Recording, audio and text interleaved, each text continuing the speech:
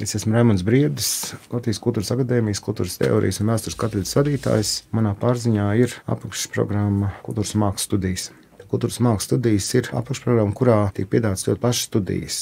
Sākot no kultūras teorijas, filozofijas, mākslas vēstures, literatūras vēstures, kino vēstures, teātra vēstures, dažādu veidu vēsturiem, dažādu veidu teorijām. Un viņa ir paredzēta, lai cilvēks varētu mēģināt aptvert kultūras eksistences laikā. Gan pagātnē, gan tagadnē, gan arī kaut kādā ziņā piedalīties kultūras telpas veidošanā. Mērķa auditorija varētu būt tie cilvēki, kurus interesē kultūra kā tāda, būt kultūrā, kur interesē kāda no mākslām un tās vieta kultūrā. Iestāpārbams ir domraksts, kurā cilvēkam par tajā dienā piedāvātām tēmām ir jāuzraksta vienots un pabeigts darbs. Domu raksts, kuram ir kaut kāda iekšēja struktūra un kurā kādas domas tiek arī pateiktas.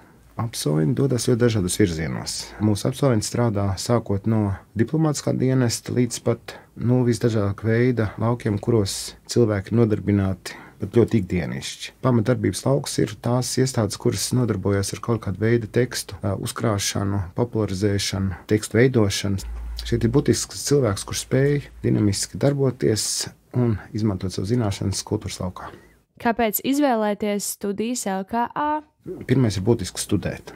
Izvēlēties to sfēru, kas interesē, un studēt. Turpināt sevi pakļaut šīm mācību procesam, bet tajā sfērā, kas viņu paši interesē. Otrs ir studēt ļoti dažādās augstskolās.